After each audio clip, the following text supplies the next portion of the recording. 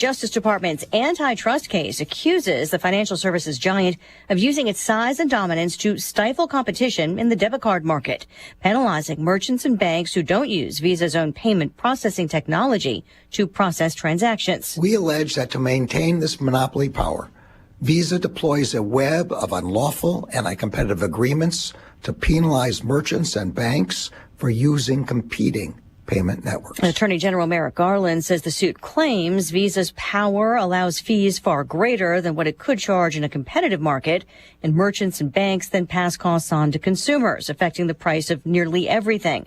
Visa has previously acknowledged a Justice Department investigation and said it was cooperating.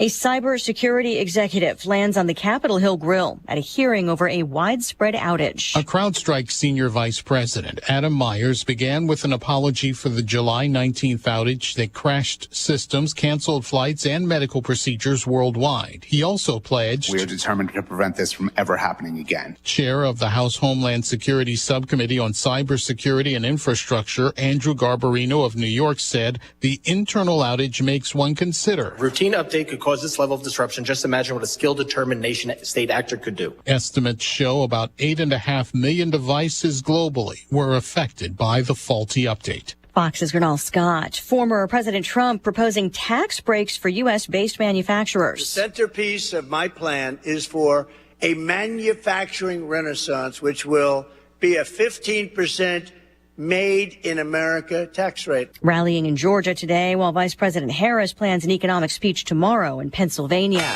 The Dow up 83 points at the bell, another record close. America is listening to Fox News. Hey, Donald Trump Jr. here. Central banks are buying gold at record amounts, and the trend is accelerating in 2024. They see the writing on the wall. The dollar is failing. Is gold the answer for you too? To find out, get a free info kit from Birch Gold Group by texting the word SHELTER to 989898. That's SHELTER to the number 989898 to get your free info kit from Birch Gold, the only gold company I trust, right now. Message and data rates may apply. Point!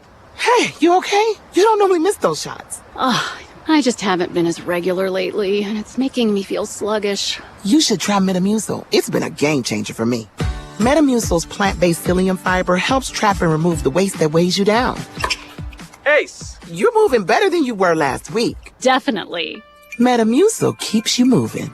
These statements have not been evaluated by the Food and Drug Administration. This product is not intended to diagnose, treat, cure, or prevent any disease. Learn more at Metamucil.com.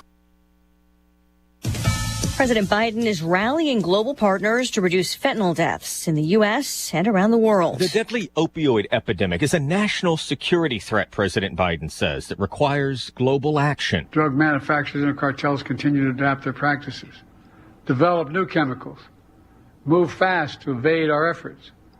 We have to move faster. Addressing leaders from countries making up the global coalition to address synthetic drug threats, the president says cartels are exploiting the supply chain and fueling violence and instability. The administration says there is progress, with overdose deaths in the U.S. falling for the first time in 5 years.